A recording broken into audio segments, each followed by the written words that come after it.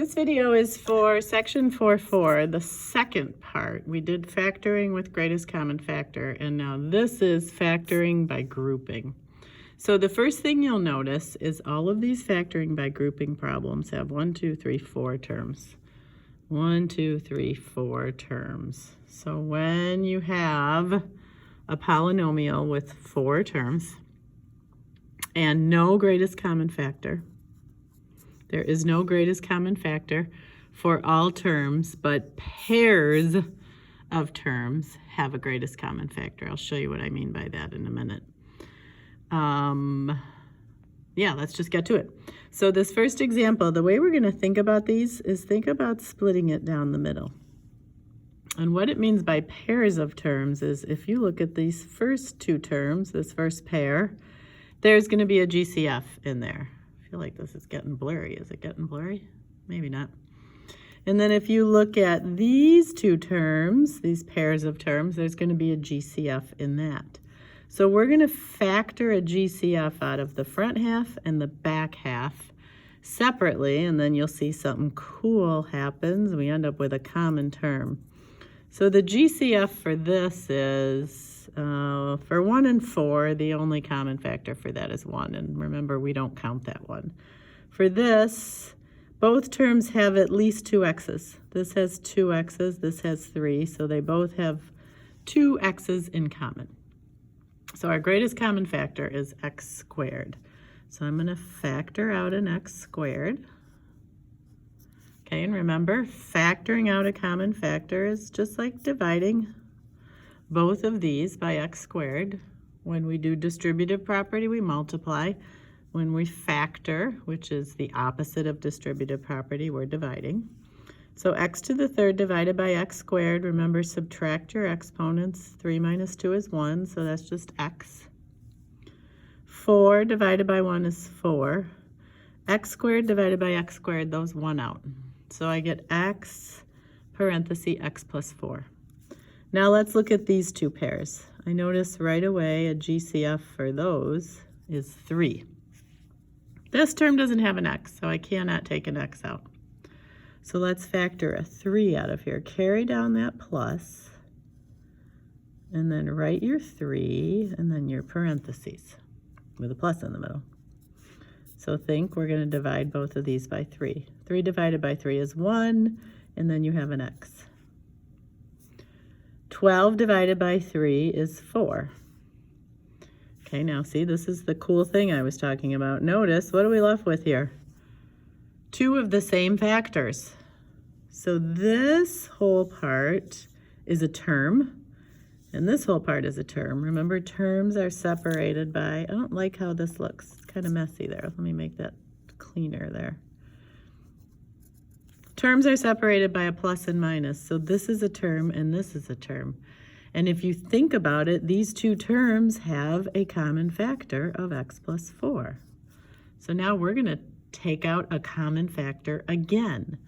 And think if I divide this first term by x plus 4 and x plus 4 are going to 1 out, and I'm left with x squared.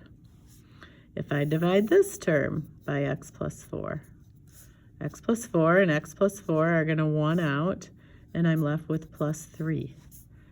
So that's pretty cool. This is the factored form of this polynomial with the 4 terms that we started with. Okay, it looks a little weird at first, but we'll do another. It'll hopefully get better. Again, you're going to want to split it. Go to the first 2 terms and look for a greatest common factor. I'm noticing right away a 2, because 2 goes into 2 and 2 goes into 4. And this term has 3 x's, this term has 2, so they both have an x, at least an x squared in common. So I'm going to factor out a 2x squared. Just remember out of these first 2 terms. So 2x squared, 2 divided by 2 is 1. X to the third divided by x squared is x to the 1. 4 divided by 2 is 2. X squared over x squared, those 1 out. Okay, second half. 5 goes into 5 and 5 goes into 10. But what I actually want to take out here for my greatest common factor is a negative 5. So I'm going to factor out, so negative 5. So you can just bring that down just like that, factoring out a negative 5. It's going to look like a subtraction symbol in a minute. That's fine. And then think about dividing both of these terms by negative 5. Negative 5 divided by negative 5 is 1, and I have the x still there. Negative 10 divided by negative 5 is positive 2. So again, there's that magical common factor that appears when you're doing these factoring by grouping. If you don't find these, you probably factored something wrong. Now, the one thing you might do on this one is if you took out a positive 5, if you factored out a positive 5 instead of a negative 5, you'd end up with a negative 2 here, an x minus 2 instead of an x plus 2. But then you could probably, hopefully you'd realize, oh, I should have taken out a negative 5. So now the common factor between these is x plus 2. And then you're going to multiply that by, I like to call this the leftovers, 2x squared minus 5. Really what you're doing is factoring the x plus 2 out of both of these terms. But what it ends up being is take the x plus 2 out and multiply it by what's left, the 2x squared minus 5. Okay, let's try another. C, what do we got going on in C? Start by dividing it. Okay, greatest common factor here, I think, is just the x squared. So I'm going to take out an x squared. So 3 divided by 1 is 3. X to the third divided by x squared is just x. Minus, if I divide this by an x squared, I have a 1. So don't put a 0 there, or don't leave it blank. X squared divided by x squared is 1. They won out. That's why I say they won out, and I don't say cancel, because you have to have that 1 there. Now over here, I'm noticing, oh, 7 goes into both 7 and 21. This term doesn't have an x, so the only common factor I have is 7. So I'm going to factor out a 7. Carry down that plus. So divide both of these by a 7. 21 divided by 7 is 3, and there's an x. 7 divided by 7 is 1. It's not nothing, it's not 0. You do have to have something in there. And then there's that common factor again. So I end up with 3x minus 1 times the leftovers, which is x squared plus 7. Okay, one more, then I'm going to let you try a couple, but I will give you the answers so you can check yourself. Divide this in half, just kind of looking ahead. I think I'm going to be taking out a negative 6 here.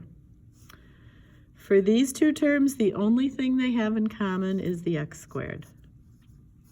So factor out the x squared. X to the third divided by x squared is just x. Minus x squared divided by x squared is 1. Negative 10 divided by 1 is negative 10. So if I check that, x squared times x is x to the third. X squared times negative 10 is negative 10x squared. So I factored that right. Now this one I'm noticing GCF is just negative 6 because this term doesn't have an x. So I'm going to factor out a negative 6. So I'll write it this time.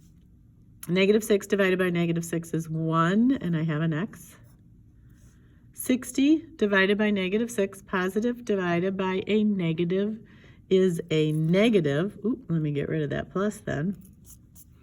So that's going to be negative 10.